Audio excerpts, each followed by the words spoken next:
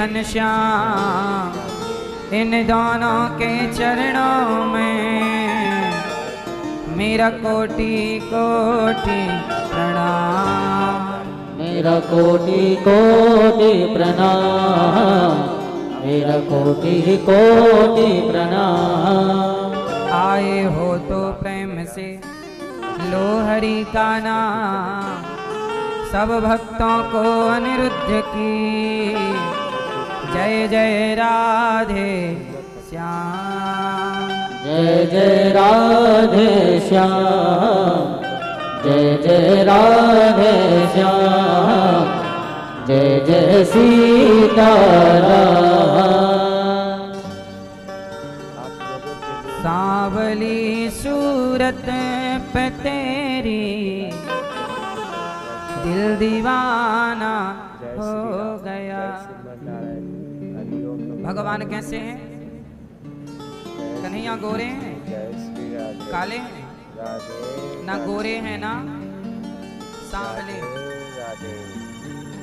भगवान सांवले हैं और सांवले कन्हैया पे गोरी राधा रानी मरती हैं उन पर, इसलिए भगवान सांवले हैं। और जहाँ भी आपको जगन्नाथ जी काले हैं, है ना, तिरुपति बालाजी काले हैं, सांवला और काला बहुत ज़्यादा अंतर नहीं है। अच्छा, आपके शरीर में ये आपकी जो आँखें हैं ना, आपकी आँखों में जो पुतली है ये भी काली है। अच्छा, पुतली का आकार किसकी तरह होता है?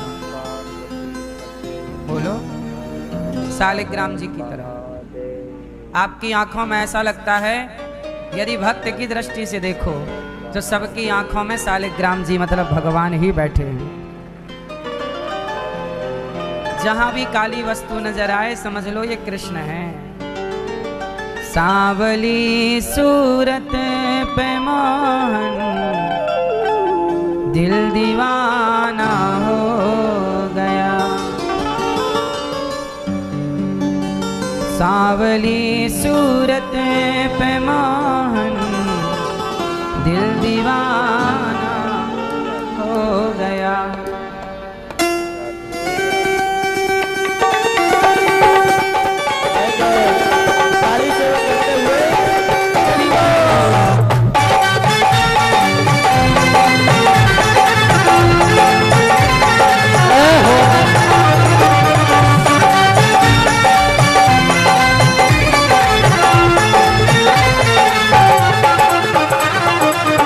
सांवली सूरत पे मोहन दिल दीवाना हो गया। सांवली सूरत पे मोहन दिल दीवाना हो गया।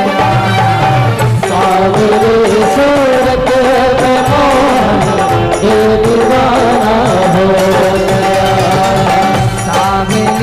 सूरत पे मोहन दिल दीवाना हो गया। सांवली सूरत पे मोहन दिल दीवाना हो गया। दिल दीवाना हो गया मेरा, दिल दीवाना हो गया, दिल दीवाना हो गया मेरा, दिल दीवाना हो गया। सांवली सूरत पे मोहन दिल दीवाना हो गया। सांवली सूरत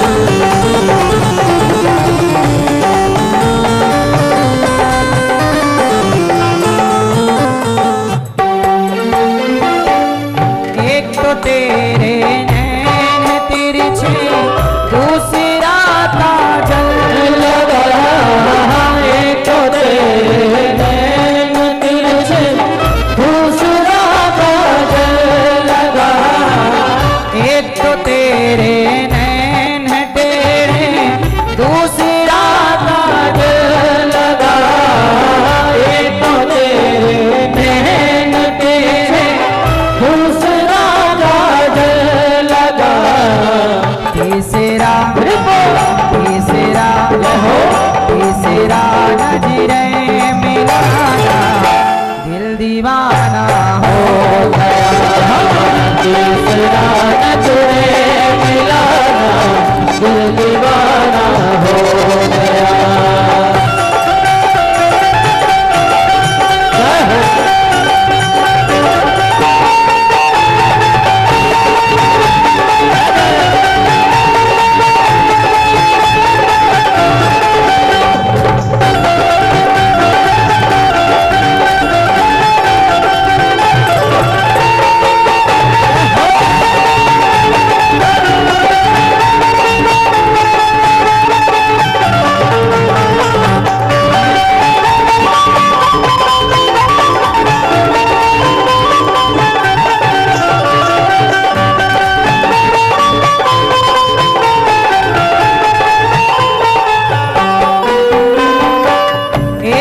तेरे हाथ पतले, दूसरी लाली लगी।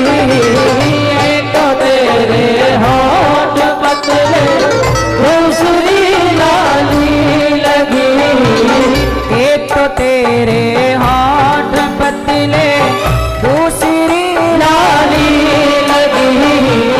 एक तो तेरे हाथ पतले, दूसरी लाली लगी।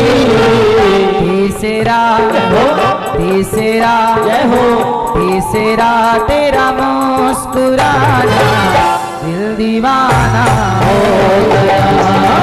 तीसरा तेरा मुस्कुराना, दिल दीवाना हो गया।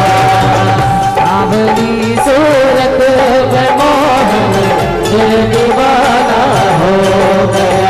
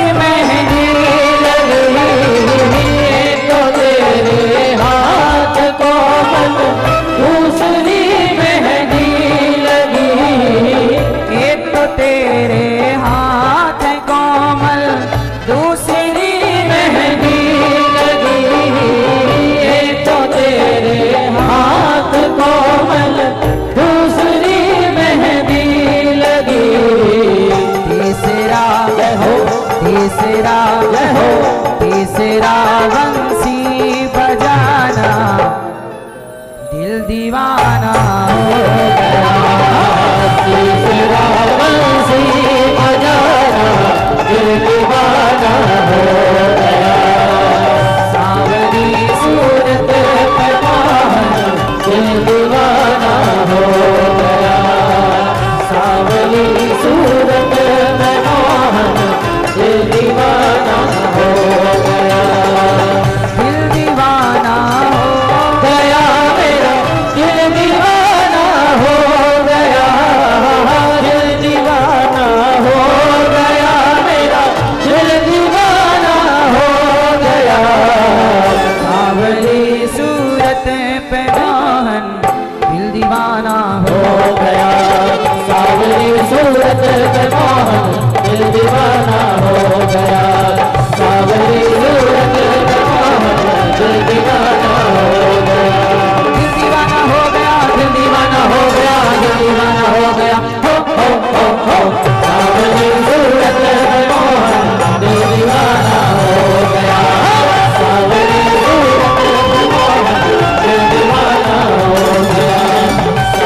सूरत पे मोहन, दिल दीवाना हो गया। सावरी सूरत पे मोहन, दिल दीवाना हो गया। सावरी सूरत पे मोहन, दिल दीवाना हो गया। सावरी सूरत पे मोहन, दिल दीवाना हो गया।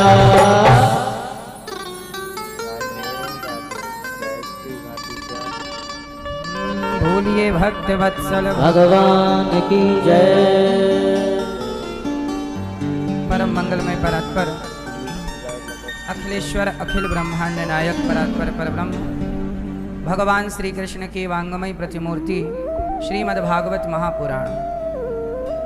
दूर दूर से आई हमारी माताएं बहनें श्रोतागण भक्तगण साधना टीवी श्रद्धा टीवी पर कथा का रसपान कर रहे सभी भक्तजनों को जय श्रीमन्नारायण, जय श्री कृष्णा, राधे राधे। आप सभी मातृशक्ति के चरणों में दास अनिरुद्ध का कोटि कोटि नमन। पिता तुल्य बुजुर्ग मित्र दोस्त भाई बहन सभी को जय श्रीमन्नारायण, जय श्री कृष्णा, राधे राधे, जय गौरी गोपाल। कैसे हैं आप लोग? भगवान सदा आपको अच्छा रखें, सुखी और स्वस्थ रखें। भगवान की कृपा आप पर सदा बनी रहे। इन्हीं मंगल कामनाओं के साथ कथा में प्रवेश करेंगे। कथा हम सबके जीवन की दिशा और दशा दोनों बदलती है। इसलिए हमारी मैया श्रीमती शिवानी गुप्ता जी आपके द्वारा श्रीमद् भागवत जी की कथा हो रही है और आपके माध्यम से सभी लोग कथा की गंगा में डुबकी लगाकर अपने जीवन को पवित्र कर रहे हैं। सबको कथा अच्छी लग रही है कि नहीं? परिवारीजन खुश हैं? बुआ खुश हैं?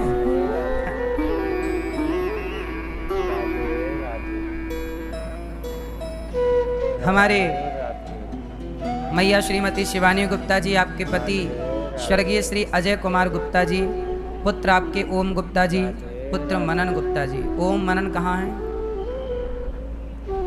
अभी यहाँ नहीं आए। कथा हम सबको बहुत जिम्मेदारी से सुननी चाहिए। कथा एक प्रकार की औषधि है। आप किसी डॉक्टर के पास जाइए, डॉक्टर से कहिए कि हमें बहुत सारी चिंताएं हैं। डॉक्टर उस चिंता को नाम देता है डिप्रेशन और आपको टैबलेट पकड़ा देता है। चिंता दूर करने की भी कोई दवाई होती है क्या? बोलो। अब कोई माँ का बेटा दुखी हो तो माँ दिन रात उस बेटे की चिंता करेगी और उस चिंता में वो हो जाएगी बीमार, डिप्रेशन में चली जाएगी, ज़्यादा चिंता करेगी। तो क्या उस माँ और बेटे के बीच में जो प्रेम है, जो चिंता है, क्या उसकी कोई टैबलेट है? किसको खाओ तो ये चिंता दूर हो जाएगी? बोलो। लेकिन मेरे पास औषधि है। मेरे सदग्रंथों में, मेरे आचार्य चरणों के पास वो औषधि है। आपको किसी भी तरह की चिंता हो, टेंशन हो, डिप्रेशन हो, कोई डॉक्टर के पास इसका इलाज नहीं है। आप टैबलेट खाते हैं यदि डिप्रेशन की तो आप गलत हैं। इसका एक उपाय है सत्संग। आपको ये भागवत केवल भागवत कथा नहीं, ये भागवत औषधि है। कौन सी औषधि? जिस औषधि से कई कई वर्षों की चिंताएं, टेंशन, डिप्रेशन समाप्त हो जाता है केवल सत्संग। केवल कथाएं कोई कंटिन्यू सुने, चिंता रह ही नहीं जाएगी। आज सबके भीतर चिंता है और जो कि स्वाभाविक है। चिंता क्यों है? अच्छा ये बताओ चिंता क्यों होती है? मैं 1 मिनट में आप सबकी चिंताएं दूर कर सकता हूं। पहले आप मुझे चिंता क्यों होती है कारण बताओ। पहले बीमारी कहां से शुरू हुई, हम तुरंत उस पर प्रहार कर देंगे। बताओ चिंता क्यों होती है? आपको है ना चिंता? किस किस को चिंता है? घर की, परिवार की, किस किस को है? हाथ उठाओ। मतलब इतने लोग बीमार हैं और इतने लोगों की बीमारी इस कथा से हो जाएगी ठीक। ये सारी बीमारी ठीक हो जाएगी। आप कुछ ना करिए, केवल कथाएं सुनिए। कभी टेंशन, कभी चिंता हो तो बताइए। पर पहले आज मैं आपको पूछ रहा हूं कि बताओ चिंता होती क्यों है? आपको टेंशन क्यों है? किस बात की है? किस चीज की चिंता है? चिंता क्यों होती है? हैं? जिम्मेदारी किसके कंधे पर है? आपकी। देखो चिंताएं क्यों होती हैं? चिंता इसलिए होती है क्योंकि आप ये मान लेते हो कि ये जिम्मेदारी मेरे ऊपर है, मैं कर रहा हूं। जब आप स्वयं को कर्ता मानोगे कि मैं करता हूं तो चिंता आपकी होगी। लेकिन जो व्यक्ति ये मान लेता है कि मैं नहीं करता, भगवान करा रहे हैं, तो आप निश्चिंत हो जाते हैं कि प्रभु जो कराएंगे बेहतर ही कराएंगे, हम तो उनके बन जाएं। जो व्यक्ति भगवान के चरणों में समर्पण कर देता है उसे चिंता क्यों होगी? अच्छा ये बताओ, आप में से कितने लोगों को भगवान पे भरोसा है? तो हाथ उठाओ। ठीक है, अब चिंता किस किस को है? हाथ उठाओ। टेंशन डिप्रेशन किस किस को है? अब ऐसा करो, अपना मैया शोर करने का नहीं बोला, समझने का विषय है। अपना मुंह फुलाओ ऐसे, मैया। वैसे तो मुंह फुलाए बैठी रहती हो, आज बोल रहे हैं तो नहीं फुला रही हो। मुंह फुलाओ मैया।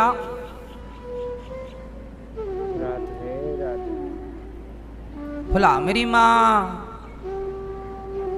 अब ठहाका लगाओ।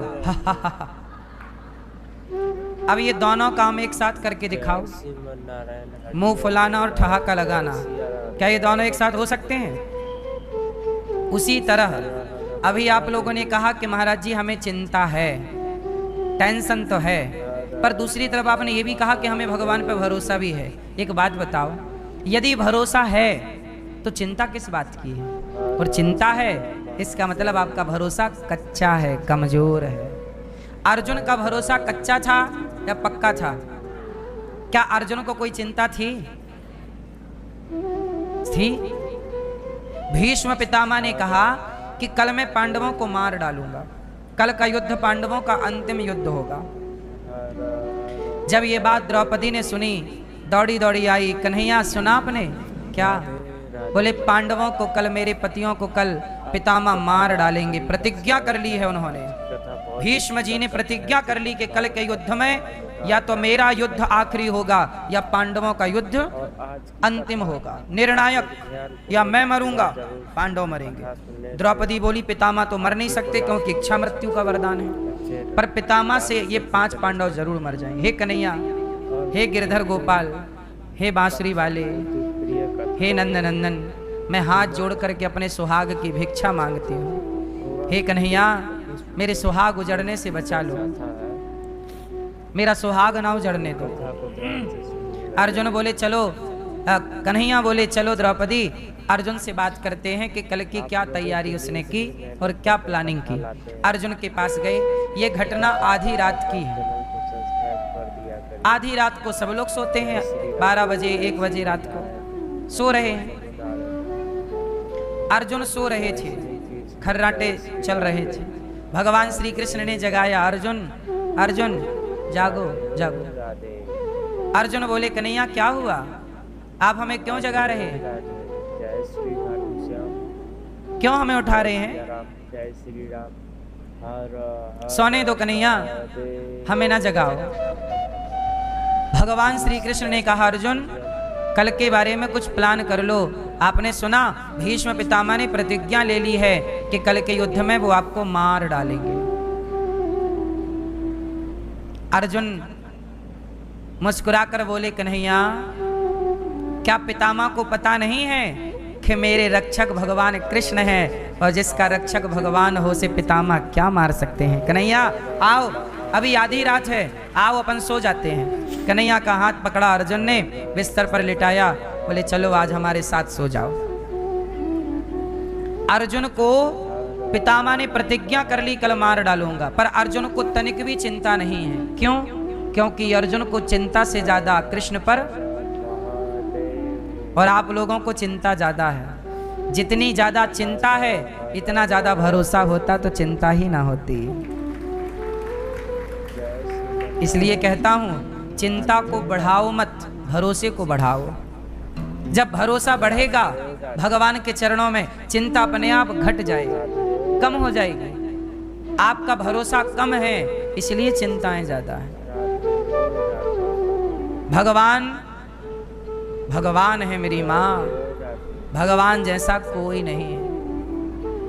भगवान हर क्षण हमारी सुन रहे हैं, हमें देख रहे हैं, हर क्षण हमारे साथ हैं। माँ हर समय बेटे के साथ नहीं होती, पिता हर समय पुत्र के साथ नहीं होता, पत्नी हर समय पति के साथ नहीं होती, पत्नी हर समय पति के साथ नहीं होती, पति भी नहीं होता, भाई भी नहीं होता हर समय। लेकिन सच बताओ, हर समय भगवान आपके साथ हैं या नहीं?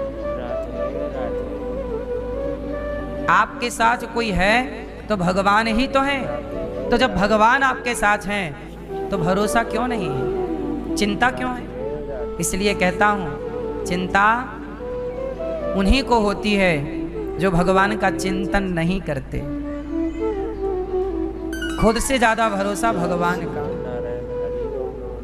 पूरा भरोसा, पूरा है भरोसा, मेरी हार नहीं हो। भरोसा बहुत बड़ी चीज है। प्रहलाद जी को भरोसा था तो खंबे से प्रकट हुए कि नहीं भगवान? द्रौपदी को भरोसा था तो चीर बढ़ाने प्रकट हुए कि नहीं? आपको भरोसा होगा तो नहीं आएंगे। आप लोगों ने कभी भगवान को परखा कि नहीं परखा? कसौटी में कसा कि नहीं विश्वास की? आप लोग भी ना कभी मन पड़े तो भगवान की परीक्षा लेके देख लेना। तुम्हारी परीक्षा लेने के बाद वो खरे उतरे तो भरोसा करना, नहीं उतरे तो अपना अपना रास्ता, जैसा जी करे वैसे करना। पर एक बार भगवान पे भरोसा जरूर करना। और भरोसा करने के पहले ना प्रैक्टिकल करना। मैं कोई ऐसे नहीं बोल रहा हूं कि नहीं जी मैं कहूं और आप कर लो, नहीं। आप लोग ऐसी भरोसा ना करना भगवान पर, पहले भगवान की परीक्षा करना। एक पिता था, देखो परीक्षा कैसे होती है। मैंने कई बार महसूस किया है कि भगवान मेरे साथ हैं। कई बार ऐसा लगता ही नहीं कि किसी क्षण भगवान मेरे से अलग है। ऐसा लगता ही नहीं। ऐसा लगता है कि मेरे हर काम को, मेरी हर श्वास को परमात्मा देख रहे हैं। एक पिता था, उनका एक बेटा था। पिताजी की मेडिकल शॉप थी, मेडिकल की दुकान, दवाइयां बेचते थे। पिता अति वृद्ध हो गए तो पुत्र को मेडिकल सौंप दिया कि बेटा ये मेडिकल अब तुम संभालना। और पिता ने उस मेडिकल स्टोर में एक छोटा सा दुकान में मंदिर बनाया था लकड़ी का। वहीं एक छोटे से गोपाल जी रखे थे, लड्डू गोपाल। अब वो बूढ़ा बाप था, वो धूप बत्ती जलाए और गोपाल जी को प्रणाम करे और भगवान से नित्य प्रार्थना करे कि प्रभु त्वमेव माता च पिता, तुम ही माता हो तुम ही पिता। और दुकान चलाता। समय आया, बूढ़ा आदमी अति बूढ़ा हो गया, उनकी मृत्यु हो गई। पर मरने के पहले उस बूढ़े ने अपने बेटे से कहा, बेटा तू विदेश में पढ़ के आया है, इसलिए तेरे मन में भगवान के प्रति कोई श्रद्धा नहीं है। तू भले अच्छा, उसका बेटा बड़ा नालायक था। बाप जितना बड़ा भक्त था, बेटा उतना बड़ा नास्तिक था, बड़ा दुष्ट। वैसे तो बढ़िया था, बाप का ख्याल रखता था, पर भगवान में कोई श्रद्धा नहीं थी। तो बाप को डर लगा कि मेरे मरने के बाद मेरी दुकान से मेरा बेटा ये लड्डू गोपाल जी फेंक देगा। जिसको श्रद्धा नहीं है उसके लिए तो वो धातु है, फेंक देगा, डस्टबिन में डाल देगा। तो उसके बाप ने अपने बेटे से कहा कि बेटा मुझे पता है कि तू पूजा तो नहीं करेगा, लेकिन मेरा निवेदन है कि मेरे मरने के बाद मेरे भगवान को तू फेंक मत देना। पूजा भले मत करना, पर यहीं दुकान में रखे रहने देना। और सुन, एक बार तू भगवान पे भरोसा करके देखना। तू कभी कोई ऐसी संकट में आ जाए, ऐसी मुसीबत में आ जाए, तब भगवान पर भरोसा करके देखना। यदि तेरे भरोसे पर भगवान खरे उतरे तो विश्वास करना, वरना तू तो पूजा करता ही नहीं है, मानता ही नहीं है, फिर तू अपने ढंग से चलना। पर जीवन में एक बार ईश्वर को परखना जरूर। तो खुद परखना, तू खुद ये सिद्ध करना कि ईश्वर है या नहीं है, अपनी परख से। बाप कह रहा था, बेटा चुप था। बेटे को लगा बाप पागल हो गया है। सब क्या आजकल के बच्चे, आजकल साइंस पढ़ने वाले लोग, कुछ लोग जो अधूरा ज्ञान रखते हैं वो ईश्वर से दूर रहते हैं। जो पूरा ज्ञानी है, वैज्ञानिक भी पूरे वैज्ञानिक हैं, साइंस को पूरा जान गए, वो ईश्वर पे आस्था रखते हैं। पर आधा ज्ञान जिसके पास है, अध जल गगरी छलकत जाए, आधा ज्ञान किसी काम का होता नहीं है। तो बेटा सुन लिया बाप की बात, बाप मर गया। चलो बाप की क्रिया इत्यादि की। अब बेटा दुकान पे आके बैठने लगा। भगवान पे धूल जमने लग गई। ना वो अगरबत्ती जलाता, ना वो दिया जलाता, ना वो प्रणाम करता। नास्तिक तो था ही, कोई पूजा पाठ नहीं। भगवान के मंदिर में जाला लग गया। बाप के मरने के बाद आज तक वहां एक झाड़ू नहीं पड़ी कि साफ सफाई हुई, धूल से भर गया मंदिर। पर बाप ने कहा था हटाना मत, तो उस बेटे ने बाप की बात रखी और उसने हटाया नहीं। चलो बाप की बात मानता हूं, हटाऊंगा नहीं, पर मैं देखूंगा नहीं उस तरफ। तो जहां भगवान थे वो उस तरफ देखता भी नहीं था बेटा, और अपनी दुकान चलाता था। जो पैसा कमाता उससे अपने परिवार का पालन करता था, बाकी ठीक था बच्चा। एक दिन क्या हुआ, बारिश का मौसम था, ऐसे ही रिमझिम बारिश चल रही थी। उसके दोस्त आए तो वो दोस्तों के साथ दुकान के भीतर ताश खेलने लगा, ताश। तभी क्या हुआ, मेरी माँ के बगल की सोसाइटी में एक छोटा बच्चा था। उसकी माँ बर्तन धुलती थी लोगों के घर, और उसका केवल एक बेटा ही था 5 साल का, छोटा सा। माँ बर्तन धुलती और बेटे को पढ़ाती लिखाती। 5 साल का बच्चा था, माँ बेटे ही थे, तीसरा कोई नहीं था। और बारिश हो रही थी, रात्रि के 8 बज रहे होंगे। सारी दुकानें बंद हो रही थी क्योंकि बारिश थी और रात भी हो गई, सभी ने दुकानें बंद कर दी। अचानक क्या हुआ कि वो जो बर्तन धुलने वाली एक स्त्री थी, उसको ना कोई बीमारी थी। तो डॉक्टर ने उसको बीमारी में बोला था कि उसको कोई ऐसी गंभीर बीमारी थी जिसे आप अटैक कह सकते हैं, कि अटैक जैसी कुछ और बीमारियां हों जिसमें मरने की संभावना ज्यादा है। अब जब उस माँ को पेट में कोई दर्द हुआ और मरने की स्थिति चली, तो बेटा रोने लगा, माँ क्या हो रहा है, आपको दर्द हो रहा है? तब माँ ने कहा, बेटा ये एक काम कर बेटा, ये तू पैसा ले और ये वाली, अच्छा डॉक्टर ने वो दवाई का पर्चा दे दिया था कि कभी तुम्हें कोई दिक्कत हो तो ये वाली दवाई मंगा लेना और ये खा लेना, तुम्हें राहत, समय से दवाई खा लोगी तो बच जाओगी वरना मर जाओगी। तो माँ मजदूर तो थी ही, बर्तन धुलती, पैसे उसने इकट्ठे किए, तो पैसे बेटे को दिए, बेटा ये लो, और कागज दिया, ये कागज लो, ये दवाई जल्दी लेके आओ। अब बेटा बहुत छोटा था। अब माँ का सवाल है, दवाई नहीं लाता तो माँ मर जाएगी। अब हुआ क्या कि बेटा बाजार में निकला दवाई लेने, पर सारी दुकानें बंद हो गई थी।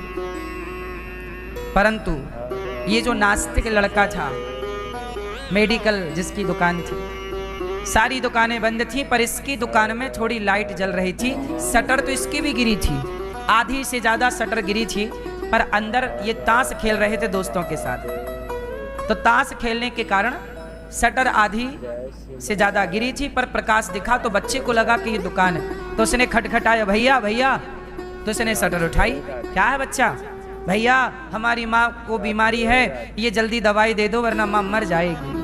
अब उसने पैसे लिए, पर्चा देखा, उसने दवाई दे दी। अच्छा वो भी पढ़ा लिखा ही था, वो जानता था कि दवाई कितनी महत्वपूर्ण है, समय पर ना मिली तो मरने की संभावना। अच्छा संयोग देखिए कि वो लड़का ताश खेलने में इतना बिजी था कि उसने बेटे को दवाई तो दी, पर संयोग से जो दवाई दी वो चूहा मारने की दवाई थी।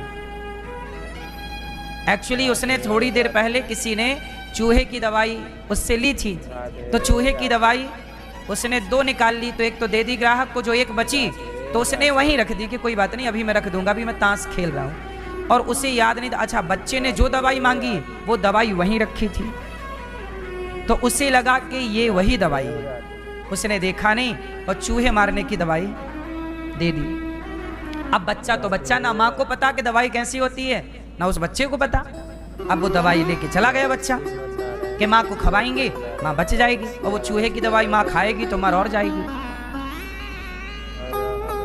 अब ये ताश खेल रहा साहब, ताश खेलते खेलते थोड़ी देर बाद इसको याद आया कि अरे मैंने बच्चे को तो वहां पर मैंने चूहे की दवाई रखी थी, चूहा मारने की। देखा तो चूहे की दवाई नहीं थी, बाकी वो दवाई जो बच्चे ने मांगी वो दवाई थी, पर चूहे की दवाई नहीं थी। अब उसे लगा कि मैंने तो धोखे से चूहा की दवाई दे दी। अब वो लगा परेशान होने, हे भगवान, शटर उठाई, बच्चे को ढूंढा, आवाज लगाई, पर बच्चा तो बच्चा दौड़ के चला गया,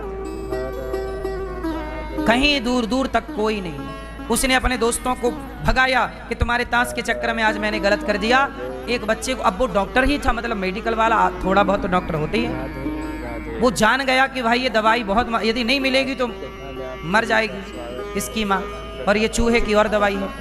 अब बेचारा वो परेशान होने लगा, वो दोस्तों को भगाया और चारों तरफ ढूंढा, पर वो बच्चा कहाँ से आया, कौन था, उसे कहाँ पता लगा, किस सोसाइटी का था, किस घर का था, इतने बड़े शहर में किस गली से वो आया, किस गली में घुस गया, कोई जानकारी नहीं। अब ये बेचारा रोने लगा कि हे, अब इसे बाप की बात याद आ गई कि यदि कोई बात, जब कोई बात तुमसे ना सुलझे तो जरा भगवान पर पुकार के देखना।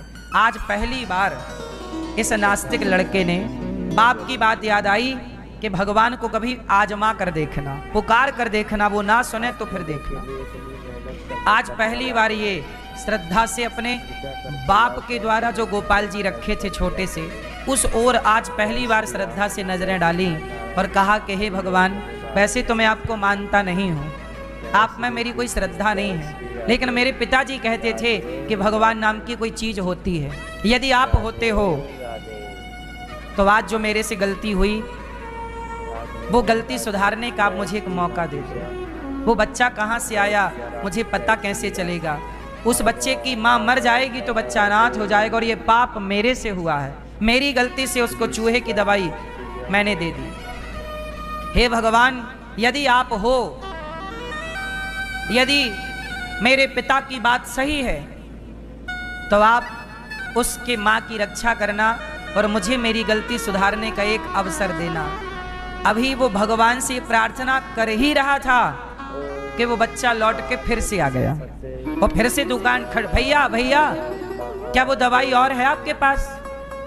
अब इसने पलट के देखा, वही बच्चा, तू वही बच्चा है ना जो थोड़ी देर पहले आया था? हाँ हाँ, तो मैंने तुझे जो दवाई दी थी वो माँ को खिला दी? बोले नहीं खिलाई। बोले कहाँ गई? बोले भैया वो मैं घर पहुँचा और घर के आंगन में पानी तो बरस ही रहा था, मेरा पाँव फिसला और वो दवाई पूरी मेरे हाथ से छूट के पत्थर पर टकराई, पूरी पानी में बिखर गई, वो माँ तक पहुँची ही नहीं, मैं गिर गया, वो दवाई की ठोकर जाके पत्थर पे लगी, दवाई बिखर गई, मिट्टी में मिल गई। भैया क्या वो दवाई आपके पास है? अब तो इसे, अब ये भगवान की तरफ देखा, बोले भगवान को मैं धन्यवाद दूं। तुरंत उस बच्चे को लिया, उसकी माँ के पास गया, वो दवाई लेके गया और उसकी माँ को वो दवाई दी। माँ की तबीयत ज़्यादा खराब थी, उसने हॉस्पिटल में भर्ती कराया, अपने पैसे से उसकी माँ की तबीयत ठीक कराई, इलाज कराया और उस बच्चे के लिए उसने बहुत कुछ दिया। उस स्त्री का ख्याल रखा, उस बच्चे का ख्याल रखा, अपनी जिम्मेदारी से इसने उस बच्चे को गोद लिया कि मैं इसे पढ़ाऊंगा लिखाऊंगा। और दूसरे दिन जब उसकी माँ स्वस्थ हो गई, सब हो गया, दूसरे दिन आया और सबसे पहले दुकान खोलकर भगवान में लगी धूल हटाया और ईश्वर के आगे हाथ जोड़कर कहा, प्रभु आप जीत गए, मैं हार गया।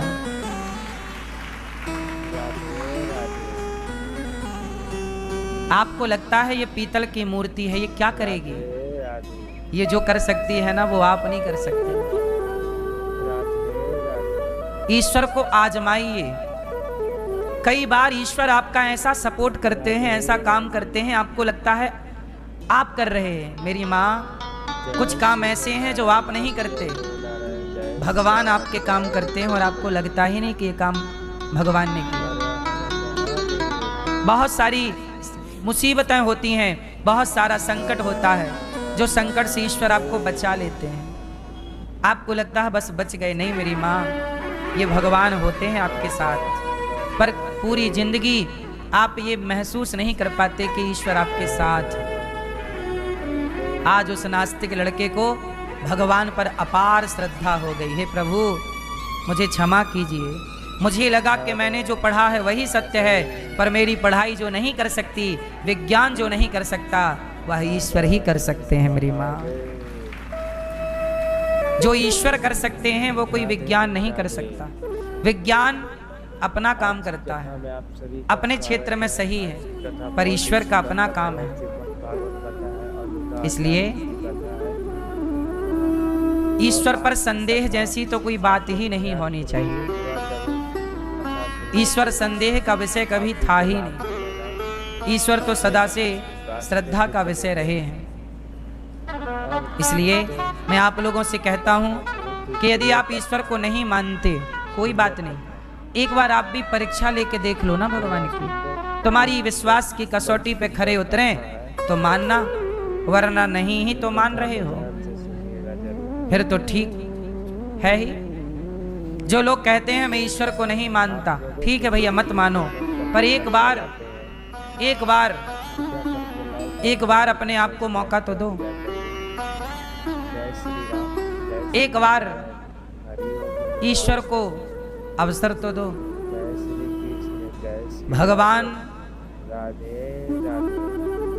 भगवान जो शक्ति है, जो तत्व है, वो हमारी और आपकी समझ के बहुत परे है।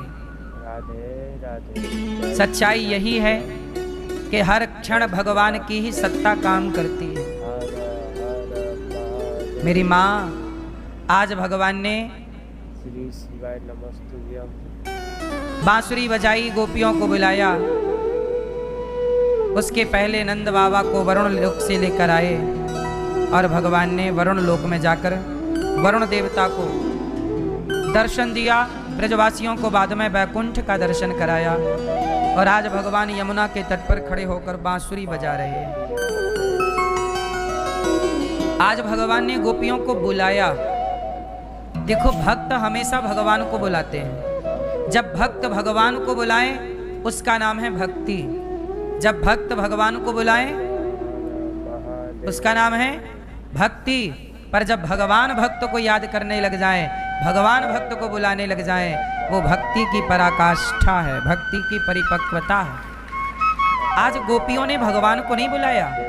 आज गोपियां अपना काम कर रही थी, गाय धो रही थी, बच्चे को दूध पिला रही थी, आंगन लीप रही थी। गोपियां अपने काम में बिजी थी। तब कन्हैया ने कहा, गोपियों तुम रोज मुझे याद करती हो, रोज मुझे बुलाती हो, आज हम तुम्हें बुलाएंगे। आज हम तुम्हें बुलाएंगे। और आज भगवान ने अपनी अधरों पे बांसुरी रखी और बांसुरी रख करके जो बजाई। गजब की बांसुरी बजती है वृंदावन बसैया की, करूं तारीफ मुरली की या मुरली के बजैया की।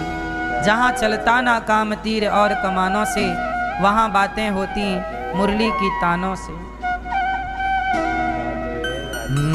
भगवान पिता रात्रि शरदोत्फुल्ल मल्लिका, वीक्षरन्तुं मनश्चक्रे योग माया मुपाश्रितः। आज भगवान ने यमुना के पुलिन तट पर खड़े होकर बांसुरी बजाई और गोपियों को बुलाया, आओ आओ। गोपियां काम कर रही हैं। देखो, जब सारी जिंदगी आप भगवान को बुलाते हो तो वो दिन जरूर आता है कि जब आप भगवान को नहीं, भगवान आपको याद करते हैं। जो भक्त सदा भगवान को याद करते हैं, उन भक्तों को भगवान एक दिन जरूर याद करते हैं। कोटि होती है मैया, एक स्थिति होती है। क्या? जैसे मीरा है, मीराबाई ने सारी जिंदगी भगवान को याद किया, भगवान के लिए तड़पी, भगवान के लिए रोई। क्या होगा? अगले बार जब द्वापर युग आएगा, अभी जैसे कलयुग चल रहा, कलयुग के बाद कौन सा युग आएगा? कलयुग के बाद आएगा सतयुग, फिर सतयुग आएगा, फिर त्रेता आएगा, फिर आएगा द्वापर। तो जब अगला द्वापर आएगा तो उस द्वापर युग में जो आज की मीराबाई है, वो अगले तीसरे युग में, द्वापर युग में मीराबाई भगवान कृष्ण की गोपी बनकर प्रकट होगी और भगवान उसे रास के लिए बुलाएंगे। जैसे आज बांसुरी बजा रहे हैं तो गोपियों को पुकार रहे हैं, ऐसे आप में से कोई स्त्री जो भगवान से अत्यधिक प्रेम करती हो या कोई पुरुष करता हो, तो जब हम आज से प्रेम करेंगे तो आज की भक्ति से हमारा नंबर तब आएगा।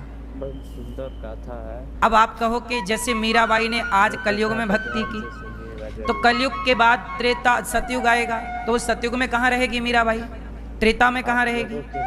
तो वो जब तक कृष्ण को नहीं पा जाती तब तक प्रेम पूर्वक वो भगवान के धाम में ही रहेगी। मोक्ष जिसे आप कहते हैं, मोक्ष एक धाम है। मोक्ष के बाद वहां भक्त रहते हैं, और जब दूसरी लीला होती है तो उस लीला में वही मोक्ष वाले लोग पुनर्जन्म लेकर के। अब आप कहोगे मोक्ष वाले का जन्म नहीं होता? नहीं, वो जन्म नहीं है, वो तो भगवान की आज्ञा से पुनः उस लीला में सम्मिलित होने आए ना। इसलिए कहते हैं भैया भक्ति करो, उस भक्ति के बल पर ही तुम्हारा यह मानव तन जीवन सार्थक होगा। भगवान की भक्ति ही यह जीवन सफल बना सकती है। मीराबाई ने भक्ति की, क्या गलत किया? सूरदास जी ने भक्ति की, क्या गलत किया? और तुम जो कर रहे हो क्या सही कर रहे हो? तुम क्या कर रहे हो? तुम केवल खा रहे हो पेट भर, नींद भर सो रहे हो और बच्चे पैदा कर रहे हो। इससे ज्यादा आप क्या करते हैं? आपकी पूरी जिंदगी में आप 3 काम करते हैं, बढ़िया खाते हैं, बढ़िया सोते हैं और बच्चे पैदा करते हैं। भोग विलास में उलझे रहते हैं। 3 काम आपके हैं, चौथा काम हो तो बताओ। इसी 3 काम को करने में आपने पूरा जीवन समाप्त कर दिया। मैं आपसे पूछता हूं, यहाँ जितने बूढ़े लोग बैठे हैं, 70 प्लस वाले, 80 प्लस वाले, पूछो इन लोगों से कि भैया आपने क्या पाया इस जिंदगी में? सवाल है, क्या पाया आपने? मैया दादाजी जाग रहे हैं, सो रहे हैं? राम राम। ये जिंदगी में आप लोगों से मेरा सवाल है, आज तक की इस जिंदगी में आपने क्या पाया? उत्तर दो, सबसे पूछ रहा हूं। मैया क्या पाया आपने आज तक? क्या मिला आपको? क्या पाया? चलो ये बताओ, क्या खोया? क्या पाया ये आप बता दो। क्या खोया आपने ये मैं बताऊंगा। क्या पाया आपने? जन्म लिया तो माँ बाप पा गए, माँ बाप पाए, 20-25 साल तक माँ बाप रहे, उसके बाद हो गई शादी ब्याह तो पत्नी पा गए, पति पा गए। पति पत्नी पाने के बाद थोड़े दिनों बाद बेटा बेटी पा गए। फिर क्या हुआ? बेटा बेटी का हो गया ब्याह, वो अपने सेट हो गए। तुम्हारे माँ बाप भी तब तक बूढ़े हो गए, वो भगवान के घर चले गए। तुम पति पत्नी में किसी एक का नंबर आया, वो तय हो गए, तुम फिर एक के एक रह गए। यही तो खेल है जीवन का। जब आप पैदा हुए तब आप अकेले सिंगल थे, बोला हाँ। माँ बाप मिले, माँ बाप भी चले जाएंगे। पति मिला, पति या पत्नी दो में से एक चला जाएगा। बेटा बेटी होंगे, वो अपना घर बसा लेंगे, अपना सेटल हो जाएंगे। तुम अकेले ही रह जाओगे आखिरी पड़ाव में। ये बात सही है कि गलत है? क्या पाया आपने? कहोगे कि मैंने परिवार पाया, बेटा बेटी पाए, तो बच्चे तो देखो सुअर भी पा लेते हैं। क्या कुत्ता बिल्ली के बच्चे नहीं होते? आप लोग पूछो अपने आप से कि आप लोगों ने क्या पाया। अब क्या खोया ये बता रहा हूं। क्या खोया? 84 लाख योनियों के चक्कर के बाद आपको ये मानव का शरीर मिला है। कितनी बार आप कुत्ता बने, आप गधा बने, चमगादड़ बने, चींटी बने, हाथी बने, वृक्ष बने, मछली बने, पशु बने, पक्षी बने, ये सारी योनियां पार करके आज आपको मानव का शरीर मिला है। और ये शरीर को पाकर आप किसके पीछे भाग रहे हो? हाय पैसा, हाय स्त्री, हाय पुरुष। सारा संसार पैसे के पीछे, परिवार के पीछे भागा जा रहा है। क्या आपने मानव शरीर परिवार को पाने के लिए पाया था? क्या मानव शरीर की सार्थकता पति को पाने की है, पत्नी को पाने की है? चलो बताओ, ये मानव शरीर किसे पाकर के सार्थक होगा? पैसा पाकर होगा, परिवार पाकर होगा, या प्रभु को पाकर होगा? यदि परिवार और पैसा मायने रखता तो मीराबाई तो एक राजा की बेटी और एक राजा की बहू थी, पर वो पैसे कौड़ी से मन को हटाकर उन्होंने गिरधर गोपाल से नाता जोड़ा कि नहीं? भगवान से मन लगाया कि नहीं? यदि पैसे को महत्व देती मीरा तो क्या मीरा के पास पैसे और सोना चांदी की कमी थी? पति भोजराज था, परंतु मीराबाई ने परिवार से, पैसे से अधिक महत्व कृष्ण को दिया। वो जान गई कि भगवान को पाना ही इस मानव शरीर की सार्थकता है। इस शरीर को पाकर, आप लोगों से कहूं, इस शरीर को पाकर यदि आपने भगवान को नहीं पाया तो फिर सब कुछ पाना बेकार है। एक बार ये सवाल अपने आप से पूछिएगा, आपने क्या पाया और क्या खोया? आपने सारा जीवन खो दिया। किस में खोया? बेटा बेटी में। बेटा बेटी में जितना समय खोया, इतना समय भगवान में लगाते तो आपकी गति कुछ और होती। हर व्यक्ति, मेरा बेटा भी भगवान को पाने के लिए ही धरती पे आया है। इस संसार के प्रत्येक 84 लाख योनियां हैं। इन योनियों में किसी योनियों के पास भगवान को पाने की ताकत नहीं है। हो तो बताओ, क्या कुत्ता भगवान को पा सकता है? कुत्ता कर ले भजन, कर ले सत्संग, कर ले कुत्ता दान पुण्य, किसी को खवाए रोटी, कुत्ता किसी का भला नहीं कर सकता। 84 लाख योनियों में कोई भी प्राणी, कोई भी जीव भगवान को नहीं पा सकता। एक मानव का शरीर ऐसा है जिस शरीर को पाकर ईश्वर को पाया जा सकता है। इसलिए ये मानव शरीर जो है, इससे परिवार तो चलाइए, पैसे तो कमाइए, पर ये शरीर की प्राथमिकता भगवान को पाना है। परिवार पैसा तो आएगा ही, जाएगा कहाँ? अच्छा एक बात बताओ, किसान जब खेत में गेहूं बोता है तो गेहूं जब बोता है तो वो गेहूं के बदले क्या चाहता है?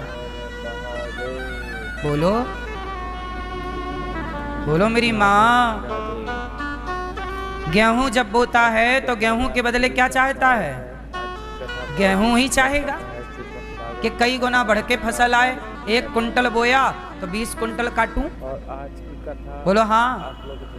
किसान खेत में जब गेहूं बोता है तो वो गेहूं बोता है तो गेहूं ही चाहता है, पर उसे कुछ चीजें फ्री में मिल जाती हैं। बताओ क्या?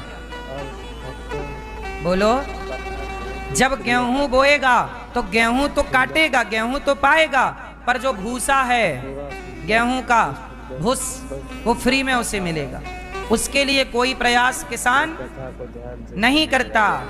उसी तरह जैसे गेहूं के बदले उसका भूसा फ्री में मिलता है, ऐसे हम ये शरीर को पाए हैं परमात्मा को पाने के लिए। बाकी ये संसार, परिवार, पैसा तो भूसे की तरह मिलेगा ही मिलेगा, जाएगा कहाँ?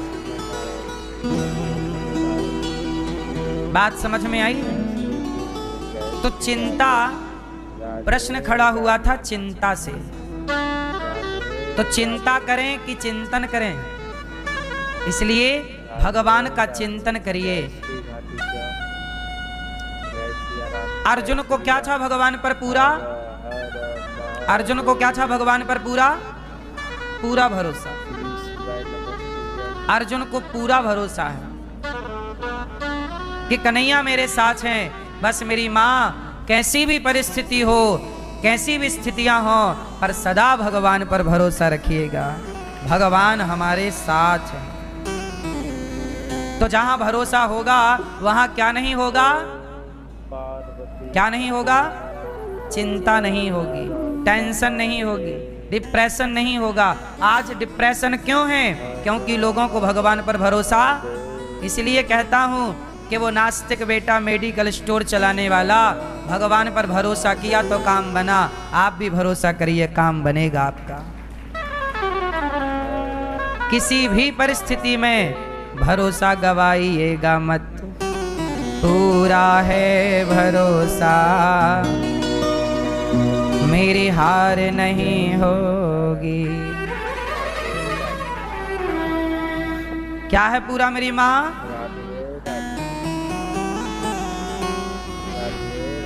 कैसा भरोसा रखिएगा?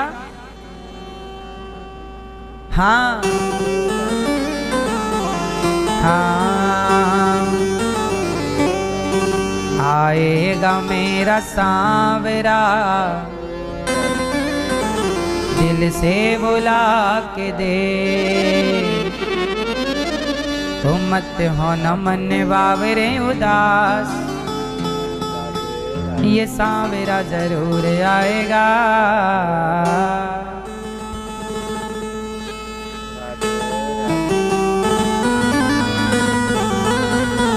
तो मन में रखना विश्वास, ये सांवरा जरूर आएगा। क्या रखोगे? हो मन में रखना विश्वास, ये सांवरा जरूर आएगा।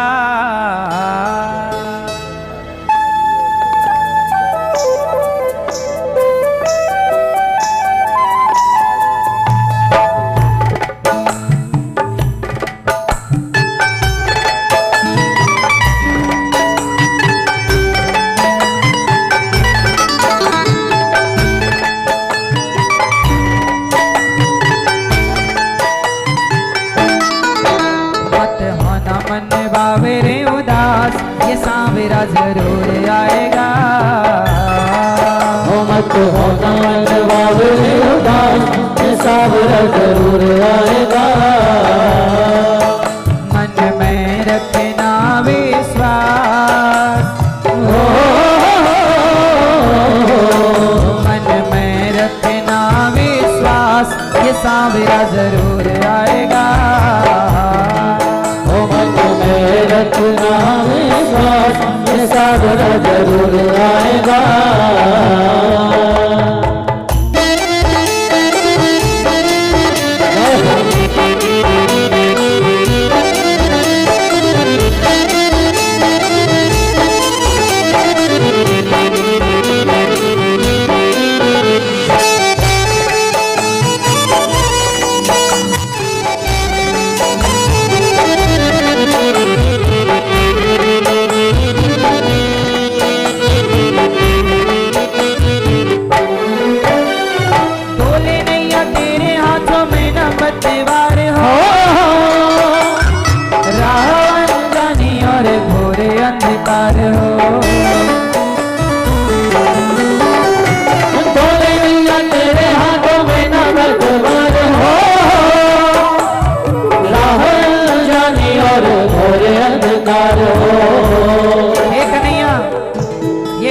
जगमग डोल रही है, पर हमें भरोसा है कि भले डोल रही हो पर आप जरूर थामोगे।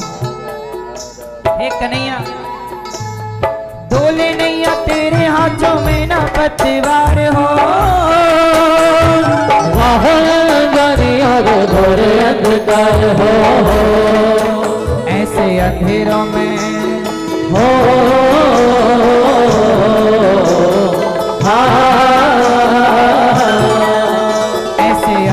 में बन के प्रकाश, ये सांवरा जरूर आएगा।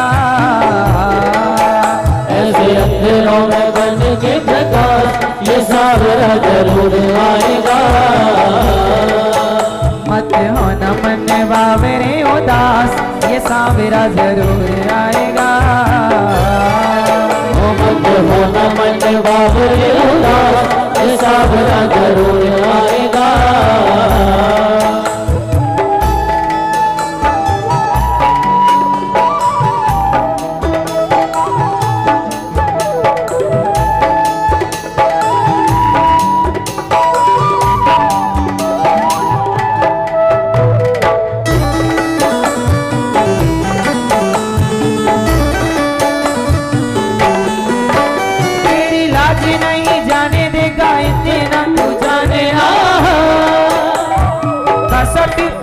रहना हार नहीं मानना,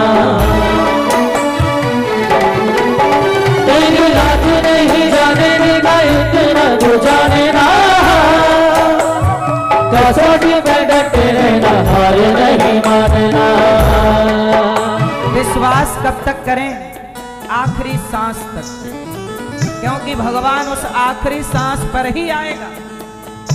क्योंकि वो देखेंगे कि अब टूटा क्या विश्वास, अब टूटा क्या, अब टूटा क्या।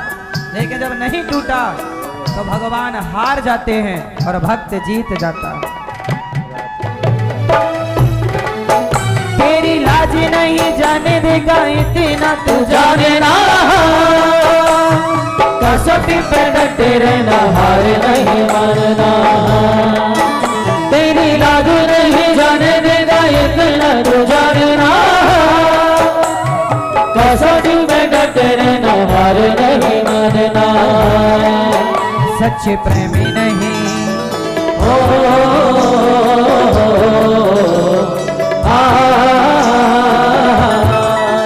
सच्चे प्रेमी नहीं होते हैं निराश, ये सांवरा जरूर आएगा। सच्चे प्रेमी नहीं होते हैं निराश, ये सांवरा जरूर आएगा। आएगा मेरा सांवरा दिल से बुला के दे, आएगा मेरा सांवरा दिल से बुला के दे। आएगा मेरा सांवरा दिल से बुला के दे।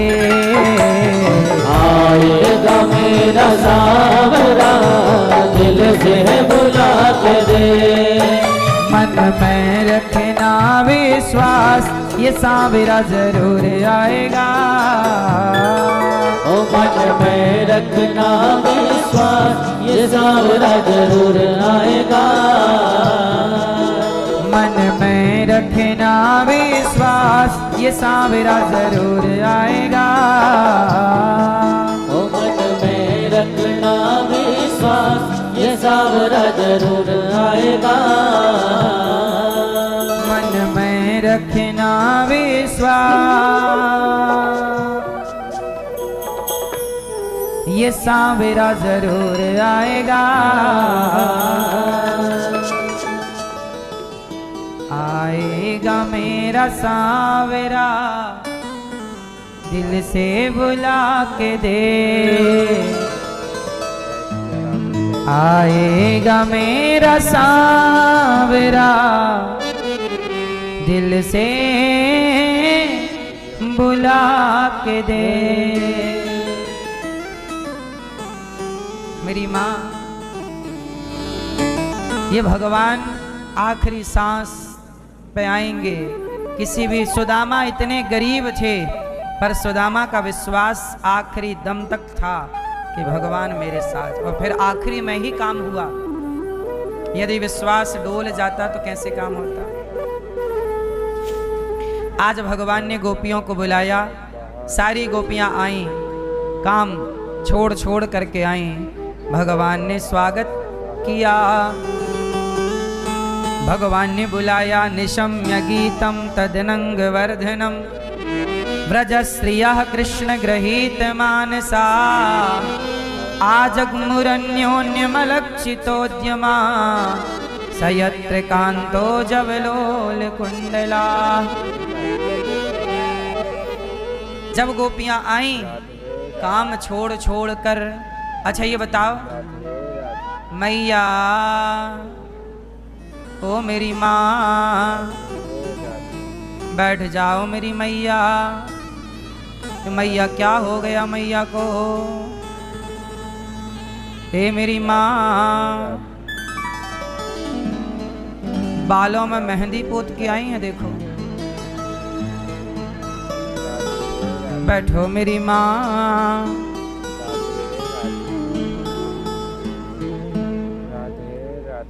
सुनो,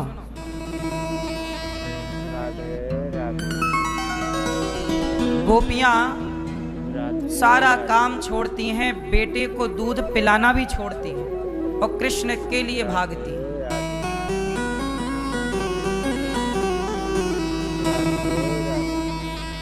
एक बात बताओ, गोपियों ने अपने पुत्र को छोड़ दिया, पति को छोड़ दिया कृष्ण के लिए, तो अपने पति, अपने पुत्र, अपना कर्तव्य छोड़ना ये सही है? भगवान के लिए छोड़ना पति को, पुत्र को, कर्तव्यों को, ये सही किया गोपियों ने कि गलत किया? क्या मैया, पति को छोड़ देना, पुत्र को छोड़ देना, अपने कर्तव्यों को छोड़ देना भगवान के लिए, ये सही है या गलत है? क्यों दादाजी, आपसे पूछ रहे हैं, दादाजी से। अरे आपसे पूछ रहे हैं प्रभु, सही है कि गलत है? मैया आप बताओ। राधे राधे। आज कथा ठीक है, का स्वागत। आप बताओ बेटा, कथा बहुत ही सही है कि गलत है? भागवत कथा है और आचार्य जी की कथा है। बोलो। और आज की कथा भैया, चश्मा वाले भैया बताएंगे हमारे, सही है? आप ही को लाभ, पीली शर्ट वाले भैया, अच्छे रास्ते पे सही है? गोपियों ने सही